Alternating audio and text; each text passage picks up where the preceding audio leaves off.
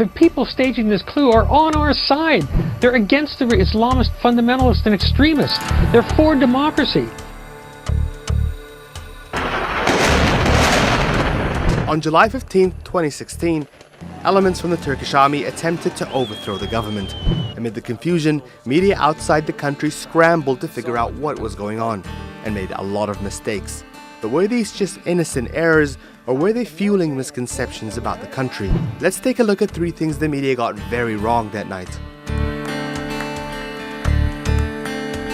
When news first broke that a coup attempt was underway in Turkey, instead of focusing on the consequences of a military takeover, most of the analysis on major news channels was dedicated to critiques of President Recep Tayyip Erdogan, and insinuated the coup was trying to save Turkish democracy.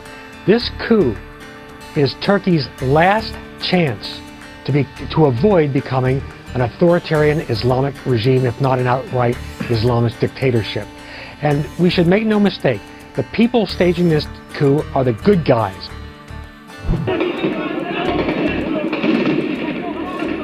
Obviously, the military is the last bastion, the last resistance to his attempt to really control the entirety of Turkish society.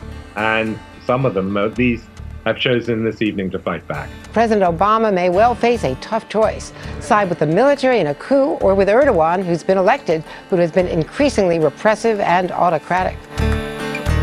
What was missing from much of the coverage was that an army trying to overthrow an elected president was in its essence anti-democratic.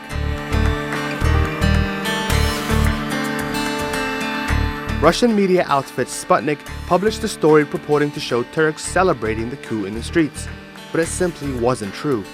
As the night eventually revealed, Turkish people overwhelmingly rejected the coup and answered the president's call to retake the streets. Hours later, Sputnik's video and the tweet were deleted.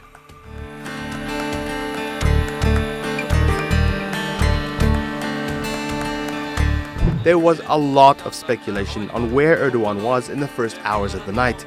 Some media outlets, like MSNBC and the Daily Beast, tweeted reports from, quote, senior US military sources, suggesting Erdogan was trying to flee the country.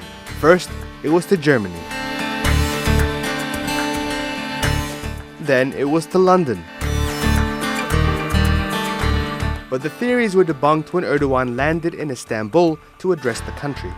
Some news outlets went a step further. In Egypt the following day, several newspapers ran headlines declaring Erdogan was overthrown. Egyptian news channels talked about the Turkish president calling on Western governments to intervene to keep him in power. All of this even after the attempted coup had failed.